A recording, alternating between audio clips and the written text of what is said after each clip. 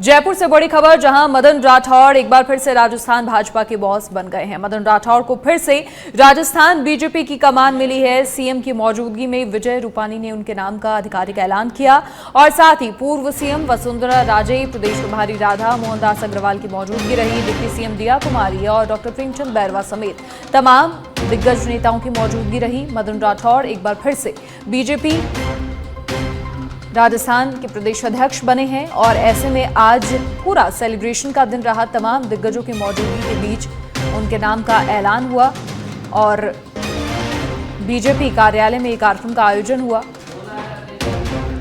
जहां एक बार फिर से उन्हें राजस्थान बीजेपी की जिम्मेदारी सौंपी गई। खुद मुख्यमंत्री भजन लाल शर्मा ने उन्हें साफा पहनाया, मिठाई खिलाकर बधाइयां दी। इस दौरान राजस्थान के दोनों ही डेप्यूटी चीफ मिनिस्टर्स, पूर्व मुख्यमंत्री वसुंधरा राजे, केंद्रीय मंत्री गजेंद्र सिंह शेखावत की भी मौजूदगी रही। तमाम बीजेपी के बड़े नेताओं की मौजूदगी इस दौरान रही।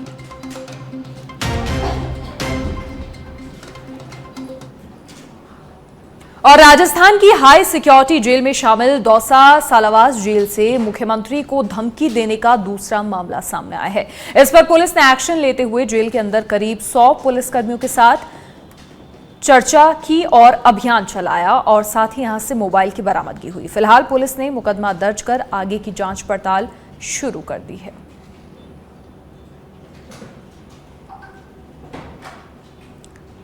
तो सेंट्रल जेल से ये धमकी भरा कॉल आया और उसके बाद पूरे महकमे में हड़कंप मच गया और पुलिस ने तलाशी ली तो फोन की बरामद की।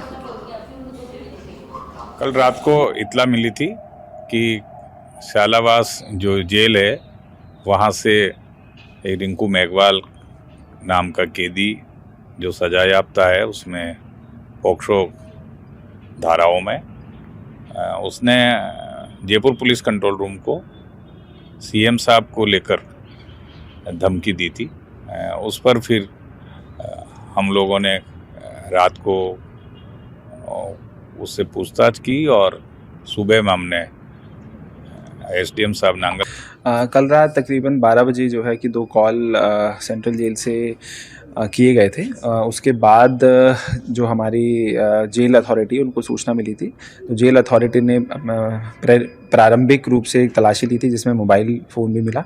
उसके बाद एक सघन तलाशी अभियान वहाँ पे चलाया गया था जिसमें एडिशनल एसपी साहब, एसडीएम साहब, सीओ और पुलिस की टीम का जो है एक अभियान आज दिन में जो है चलाया गया। ऑल्दो इस अभियान में किसी प्रकार का कोई नहीं मिला था और ओवरऑल एक मोबाइल फ़ोन जिन्होंने फ़ोन करा था उन्हीं के पास से बरामद हुआ है। इस संबंध में जो है प्रिजनर एक्ट के तहत एक एफआईआर भी। और आज कांग्रेस विधायकों का विधानसभा में भोजन सरदार शहर विधायक अनिल शर्मा की ओर से है। इससे पहले ये परंपरा दिवंगत भंवरलाल शर्मा निभाते थे।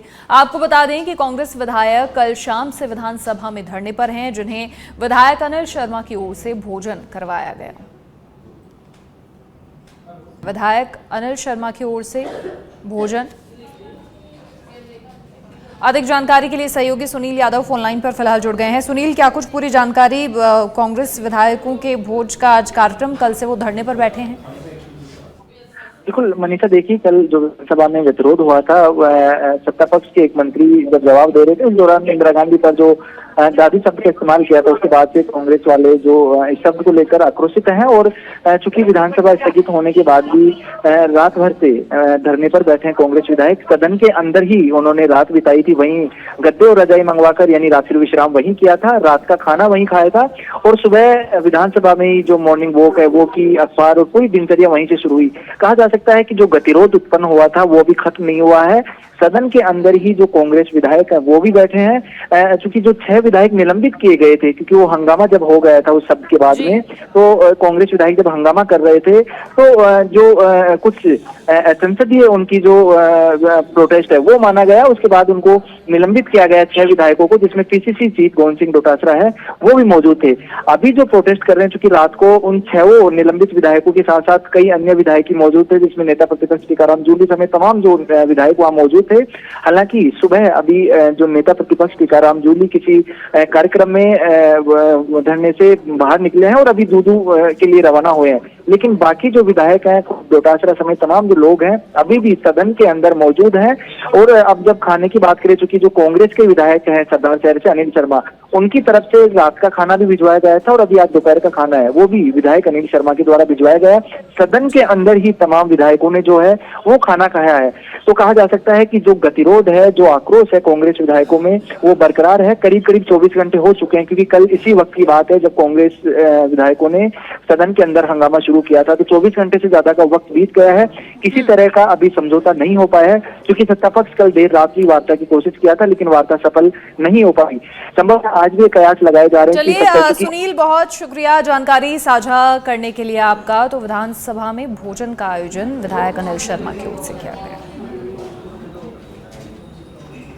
और कोटा की सुनील साहू ने एक बार फिर राजस्थान और कोटा का नाम रोशन किया है। सुनील कुमार साहू ने 23वीं राष्ट्रीय स्तरीय पैरा एथलीट प्रतियोगिता में 400 मीटर में कांस्य पदक हासिल किया है। वहीं सुनील ने लगातार 5 बार राष्ट्रीय स्तर प्रतियोगिता में 6 मेडल हासिल किए हैं। नमस्कार, मेरा नाम सुनील कुमार साहू है। मैंने 23वीं राष्ट्रीय स्तरीय पैरा एथलेटिक चैंपियनशिप में 400 मीटर में ब्रॉन्ज मेडल मैंने हासिल किया है और ऑल इंडिया मैंने मेरी कैटेगरी में 3rd रैंक मैंने हासिल की है। यह प्रतियोगिता 17 से 20 फरवरी को चेन्नई जवाहरलाल नेहरू स्टेडियम तमिलनाडु में आयोजित हुई थी। इससे पहले मैंने 4 बार राजस्थान को रिप्रेजेंट किया था, जिसमें मैंने 5 मेडल मैंने हासिल किए थे, जिसमें 2 स्वर्ण पदक, 2 रजत पदक, 1 कांस्य पदक शामिल था। वहीं खेलो इंडिया में भी मैंने रजत पदक मैंने हासिल किया था। और स्टेट गेम की बात करें तो स्टेट गेम में भी मैंने 11 मेडल मैंने हासिल किए। अभी तक मैंने 17 मेडल।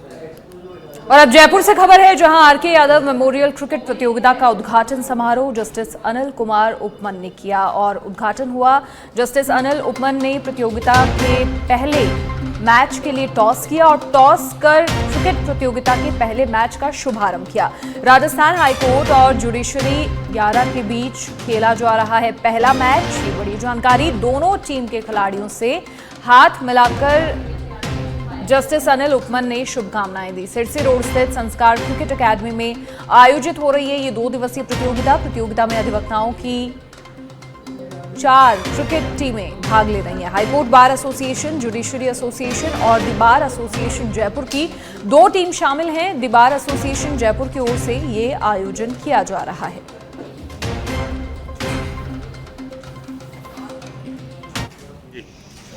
ये टूर्नामेंट आर के यादव साहब की स्मृति में शुरुआत की थी 2000 में।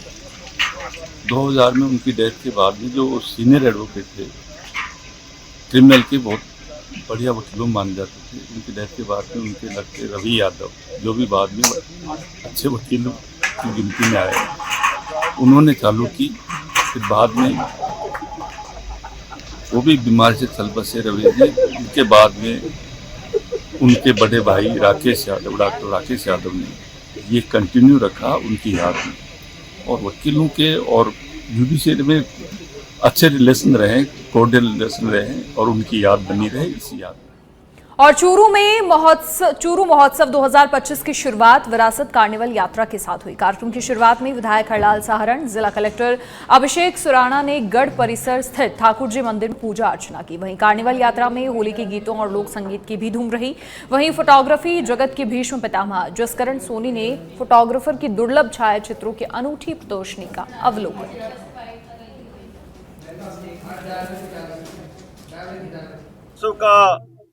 उद्घाटन आज हुआ है।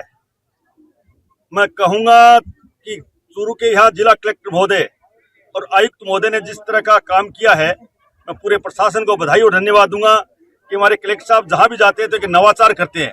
और यहाँ चूरू में कई नवाचार किए, छापर ताल में भी नवाचार किया। और आज जब चूरू महोत्सव का उद्घाटन हुआ है तो आपने देखा होगा सुबह गढ़ चौराहे से लोगों की भीड़, और यहाँ जिस तरह का उजम देखा भीड़ का, तो मैं कलेक्टर साहब को, पूरे प्रशासन को बधाई और धन्यवाद दूंगा कि एक शानदार काम किया है। हमारी छुपी हुई कला को आने वाली पीढ़ी को याद दिलाने के ये चूरू महोत्सव है। मैं बधाई और धन्यवाद दूंगा कि एक ऐसा शानदार काम किया है 15 साल बाद। और अब खबर दौसा से है, जहां जिला कलेक्टर देवेंद्र कुमार ने कलेक्ट्रेट सभागार में बैठक की अध्यक्षता की। बैठक में बजट की घोषणाओं के क्रियान्वयन की समीक्षा हुई और साथ ही कलेक्टर ने सभी विभागों को बजट घोषणाओं को समय पर पूरा करने के निर्देश दिए। उन्होंने कहा कि विभागीय अधिकारी व्यक्तिगत रूप से मॉनिटरिंग करें।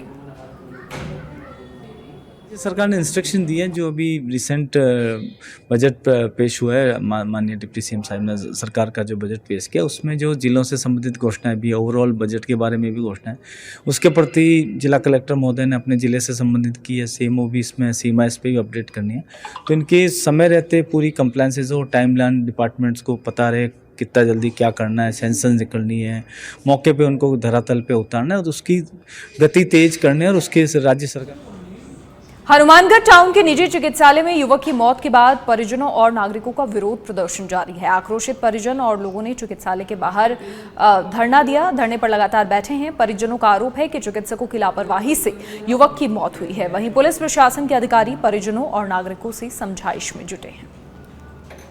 और उससे जिसका बच्चा बीमार है उसने उससे माफी मंगवाई, उसके बाद यहाँ वो हॉस्पिटल में आए तो 3 बजे इन्होंने कह दिया कि जी बच्चे की डेथ हो गई। और जब इनके परिवार को पता लगा तो बोले कोई बात नहीं, आप हमें बॉडी दे दीजिए। तो बॉडी के लिए उन्होंने कहा कि जो बकाया पैसा है वो पैसा जमा कराओ। अब ये कह रहे सुप्रीम कोर्ट का कानून है। बिल्कुल सुप्रीम कोर्ट का कानून है कि अगर डेथ किसी को हो जाती है, उसके पास पैसा नहीं है ना, तो बॉडी को नहीं रोक सकते। इन्होंने बॉडी को रोका। फिर इनके परिवारजन आए, उन्होंने बात की कि डॉक्टर साहब को बुलाओ, हमारी बहन ने माफी मांगी है। तो डॉक्टर साहब भी तो आके बताए ना कि वास्तव में इलाज किया कि नहीं। उस गुस्से की वजह से डॉक्टर। और अब ब्यावर से खबर, जहां राजकीय अमृत कौर चिकित्सालय में चिकित्सक की लापरवाही का मामला सामने आया। चिकित्सक की लापरवाही के चलते युवक की मौत के आरोप लगाए जा रहे हैं। मरीज को एक वार्ड से दूसरे वार्ड में शिफ्ट करने पर विवाद हुआ। मरीज की मौत के बाद परिजनों ने चिकित्सक पर लापरवाही का आरोप लगाया। चिकित्सालय के बाहर परिजन प्रदर्शन और नारेबाजी कर रहे हैं। प्रदर्शनकारियों ने डॉक्टर नरेश गोठवाल पर लापरवाही का आरोप लगाया। डॉक्टर नरेश गोठवाल को बर्खास्त कर तुरंत हटाने की मांग की। और झुंझुनू में किसानों ने एसडीएम कार्यालय पर धरना देकर विरोध जताया। किसानों ने उपखंड अधिकारी को अपनी मांगों से अवगत कराते हुए 8 सूत्री मांगों को लेकर ज्ञापन सौंपा है। धरने पर बैठे किसानों ने ओलावृष्टि से प्रभावित फसलों की गिरदावरी और यमुना का पानी देने सहित 8 सूत्री मांगों को लेकर धरना दिया और साथ ही किसानों ने मांगें पूरी नहीं होने पर उग्र आंदोलन की भी चेतावनी दी है।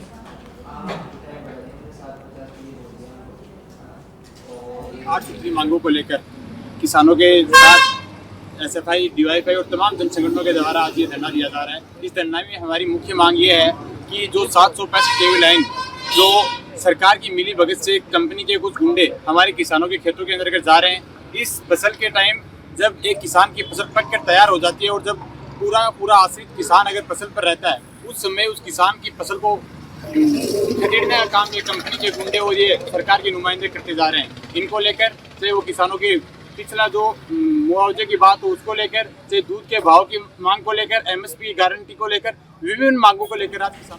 फलौदी में पुलिस ने एक विधवा महिला की शिकायत पर युवक पर दुष्कर्म करने का मामला दर्ज किया है। पीड़ित विधवा ने जिला पुलिस अधीक्षक कार्यालय पहुंचकर अपने साथ हुए घटनाक्रम को लेकर आरोपी की गिरफ्तारी की मांग की। वहीं विधवा पीड़िता ने दुष्कर्म के आरोपी को कड़ी से कड़ी सजा दिलवाने की भी मांग की है और अपनी परेशानी को लेकर पुलिस के पास ये महिला पहुंची और महिला की रिपोर्ट पर पुलिस ने एफआईआर दर्ज कर ली।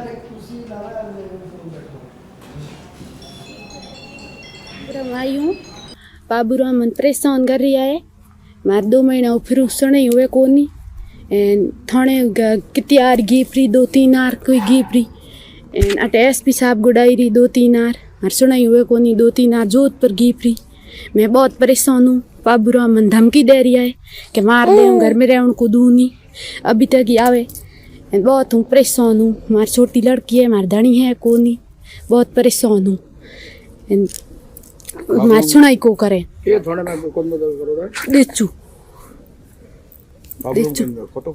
वह बाबूराम हमारे हाथ खोटा काम करिया 2 बार सुनाई मार करे कौन को। और अलवर की कोतवाली थाना पुलिस ने 2 साल से फरार चल रहे गौ तस्कर को गिरफ्तार किया है। इस मामले में 2 आरोपियों को पुलिस पहले ही गिरफ्तार कर चुकी है। कोतवाली थाने के एएसआई विजेंद्र सिंह यादव ने बताया कि 3 लोगों का एक गिरोह है जो गौ तस्करी की वारदात को अंजाम देता था। हाँ जी, जो गिरफ्तार किया है उसका नाम है इकबाल सनो फज्जी, जाति मेव, उम्र 28 साल, निवासी रूपवास, थाना तिजारा, जिला खैती तिजारा का रहने वाला है, जो 2 साल से फरार चल रहा था। वो तस्करी के मुकदमे में फरार चल रहा था। पूर्व में कोई आरोपी गिरफ्तार किए हैं? हाँ, इसी मुकदमे में पूर्व में 2 आरोपी गिरफ्तार किए जा चुके। क्या नाम है? एक का नाम है फकरुद्दीन और एक का सैफुल। किस तरह के गो तस्कर करते थे क्या? ये रात को अपने बाजार के अंदर या सुन्नी जगह से जहाँ गायें बैठी रहती थी उनको उठा करके। और झुंझुनू के मंडरेला कस्बे में चोरों ने 4 दुकानों में चोरी की वारदात को अंजाम दिया है। चोर चारों दुकानों के ताले तोड़कर दुकानों से लाखों का सामान और नकदी लेकर फरार हो गए।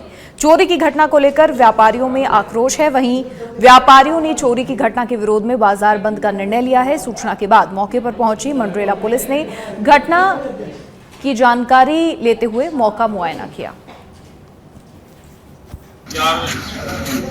कैमरा में दिख रहे हैं 4 लोग आए हैं और वो 4 दुकानों का ताला तोड़े। एक दुकान का ताला तोड़ दिया लेकिन वो खुली नहीं है, 3 दुकान खुल गई है और उसमें जो सामान था वो दे दिया। घटिया तरीके से और पुलिस आई है, पुलिस देखते हुए आ जाना 3 आदमी मिलकर। और खबर सीकर के अजीतगढ़ से है, जहां खिरौटी के आबादी क्षेत्र में 2 शिकारियों ने गर्भवती नीलगाय की गोली मारकर हत्या कर दी। शिकारी नीलगाय की हत्या कर मौके से फरार हो गए। मौके पर पहुंची वन विभाग की टीम ने नीलगाय के शव को कब्जे में ले लिया।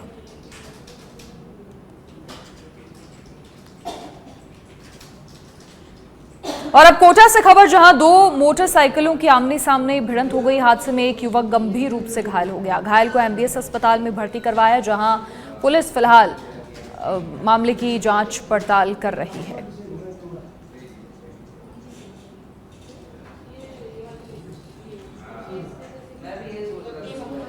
सूचना दी तो 8 एम्बुलेंस पहुंची और तुरंत इसको हॉस्पिटल में ले जाया गया। हमें किसी ने सूचित किया तो हम तुरंत दे पहुंचे और दे पहुंचते ही ये कोटा के लिए रेफर कर दिया था जिला अस्पताल के लिए। तो हम उसको यहाँ मेडिकल कॉलेज में लेके आए। मेडिकल कॉलेज में हम जानकारी में अनभिज्ञ थे तो हमें वहाँ भारत विकास परिषद में जाना पड़ा। फिर भारत विकास परिषद से हम यहाँ पे कितने बजे आए थे आप? यहाँ करीबन 3:30-2:30 बजे करीब। घटना कितने बजे हुई थी लगभग? सुबह। और बीकानेर में जिला प्रशासन के तत्वावधान में पहली बार आयोजित होने वाले 2 दिवसीय चिल्ड्रन फेस्टिवल आजू गुजा की शुरुआत हो गई है। इसका उद्घाटन पुलिस महानिरीक्षक ओम प्रकाश पासवान समेत जिला कलेक्टर नम्रता वृष्णि ने फीता काट कर किया। वहीं फेस्टिवल में माता पिता या अभिभावक बच्चों ने भी प्रवेश लिया। चिल्ड्रन फेस्टिवल में बच्चों के लिए 50 से ज्यादा परफॉर्मेंसेज रखी गई। बच्चों का ही एक इवेंट है, 2 दिन का इवेंट है, जिसमें सभी उम्र के बच्चों के लिए सब तरह की एक्टिविटीज हैं, पेंटिंग, म्यूजिक, बुक्स। हमारा इंटेंशन ये था कि बच्चों को 2 दिन ऐसे मिले जिसमें वो अपने मन की क्रिएटिविटी कर सकें, अपने मन की एक्टिविटीज कर सकें and 2 days off just fun for kids. इसका उद्देश्य ये है कि 2 दिन में बच्चों को 3 साल से 9 साल के बच्चों को, जिसमें आंगनवाड़ी के बच्चे हैं, प्ले स्कूल के बच्चे हैं, स्कूलों के बच्चे हैं, प्राइवेट स्कूल हो, गवर्नमेंट स्कूल हो, बच्चों को 2 दिन का एक एक्सपोजर मिले। कई क्राफ्ट, चाहे वो सिंगिंग है, डांसिंग है, पेंटिंग है, क्ले मॉडलिंग है, कई तरह के इसमें इवेंट्स हमने ऑर्गेनाइज किए। खबर कोटा के तालेड़ा इलाके से है, जहां पर छपावदा गांव में मोटरसाइकिल सवार सामने से आ रहे वाहन से बचने में पुल से नीचे गिर गया और गंभीर रूप से घायल हो गया, जिसे परिजनों ने एमबीएस अस्पताल में भर्ती करवाया, जहां लगातार इलाज जारी है। वहीं पुलिस मामले में जांच पड़ताल कर रही है।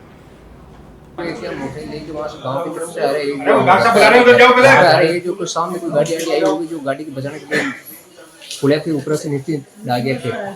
नीचे क्या है? नीचे जमीन में खेत में अपने गेहूं बार के उसकी तरफ डाल गया। तो 3 लड़का ये गाड़ी ये चला रहा है। चलाने के बाद में ये घर गया तो 11 साढ़े 11 बजे टाइम में ये घर गया। तो हमारे को बाद में पता पड़ा कि इसको बाद में तालदा लेके आया हॉस्पिटल लेके आया। बाद में हमारे फोन किया, ऐसी बात हुई। मैंने कि घर पे तो बच्चा खाना खा के अभी गया घर पे, तो ये काम कैसे हो गया? तुम्हारा बच्चा वहीं घर में कोई यार दोस्त के साथ ला गया, बाइक लेके गया, घर गया। बाद में हमारे को रिपर करके लेकर हमारे को यहाँ पता पड़ा।